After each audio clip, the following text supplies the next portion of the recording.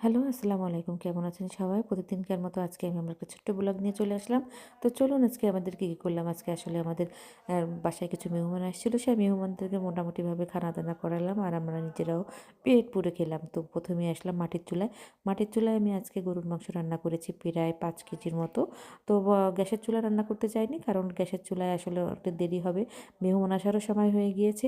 আর ঠিক সেই টাইমটায় কিন্তু আমি চুলায় রান্না করা বসিয়ে দিলাম। এর ভিতরে কিন্তু মেহমান চলে আসছিল এবং তাদের জন্য আমরা ঠিক ২ টার সময় খাবার রেডি করেছিলাম। যেহেতু জুম্মার দিন সবাই নামাজ পড়ে চলে আসবে। এবং সবাইকে যখন আমরা খেতে দিয়েছিলাম, দুপুরবেলা খাওয়ানোর সময় সবাই বেশ খুশি হয়েছিল। কারণ খাবারটা অনেক, অনেক মজার ছিল। আর মাটির চুলার রান্না তো সবারই বেশি ভালো লাগে, তাই না? আপনারাও যারা খেয়েছেন তারা অবশ্যই জানেন, যেহেতু আমরা গ্রাম বাংলার বাংলাদেশের মানুষ। আর এখন আমরা সবাই টেবিলে চলে গেলাম। আমার খালু, আমার আব্বু, আমার নানা, আমার খালুর ভাই, তারপরে শালা, তারপরে একজন জামাই, এরা সবাই ছিল আমাদের আজকের টেবিলে। তো খাবারটা বেশ মজা ছিল, সবাইকে দেখলেই বুঝতে পারতেছেন। আর আমার খালাম্মা হচ্ছে সবাইকে সার্ভ করতেছিল। সবাই বেশ আমরা খুব আনন্দিত ছিলাম, যেহেতু আমরা সবাই এক জায়গায় হয়েছি বছরের শেষে। বছরের শেষে আসলে এনারা আসতে পারেনি, তাই বছরের ১ম এই এখন আসলো সময় করে। আর তখনই আমাদের একটা ঘরোয়া আয়োজন হয় অনেক বড় করে। এনাদের খাওয়ানোর পরে তারপরে আমরা মহিলারা খাই, যেহেতু আমাদের বাঙালি মানুষ, আমরা বাঙালি অনেক কিছু নিয়মকানুন মেনে চলি। তো এখন আমরা সবাই আন্টিরা, খালাম্মা, মা, খালাম্মা, তার শাশুড়ি, ননদ সবাই মিলে আমরা একসাথে বসে গেলাম।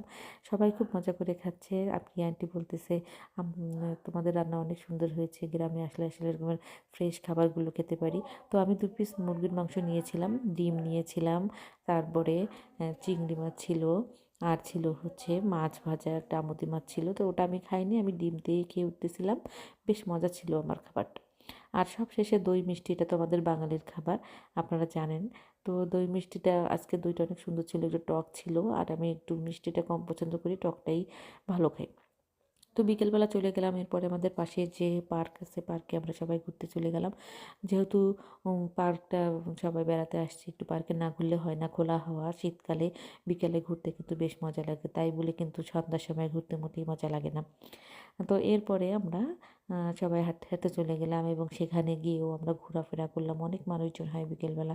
বন্ধের দিন সবাই আসে এখানে, তাদের একটা ফ্রি টাইম এখানে করতে। তো আমাদের এক আন্টি বলছিল পাঁপড় খাই, আমরা ইন্ডিয়ান মানুষ, আমাদের পাঁপড় খেতে ভালো লাগে। তো উনি পাঁপড় কিনলেন, আমরা সবাই মজা করে খাচ্ছিলাম। আর আমার আন্টি, আমার মেয়ে, আমার মামানি সবাই মিলে আমরা এক জায়গায় দাঁড়িয়ে গল্প করছিলাম। আর পার্কের দৃশ্যটা আপনাদের দেখাচ্ছিলাম। যেহেতু শীতকাল, আমার পাশে নদী, যার নদীর সাইডটা থেকে বাতাস আসে প্রচুর, এজন্য সবাই একটু লোকজন কম থাকে শীতকালে, কিন্তু গরমের সময় পুরোপুরি ভরা থাকে।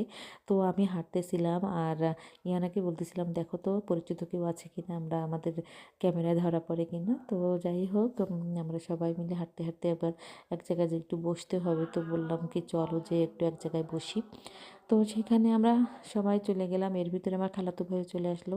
ও এসে তারপর বললো চলো চটপটি খেয়ে আসি। এরপরে আমরা চটপটি খেতে বসে গেলাম। রাস্তার সাইডে বসে চটপটি খাওয়ার মজাই কিন্তু আলাদা, দেখতেই পাচ্ছেন। এরা সবাই মজা করে খাচ্ছিল। যদিও আমার ভালো লাগতেছিল না চটপটি খেতে, কারণ আমি কেবলই খাওয়া দাওয়া করে এসেই এখানে বসছি। তো আমি অল্প একটু খেয়ে আবার সম্পূর্ণ আবার দিয়ে দিয়েছিলাম, কারণ তাদের কাছে নাকি অনেক মজা লাগতেছিল। তাই তারা খেয়ে উঠলো আর আমি বসে বসে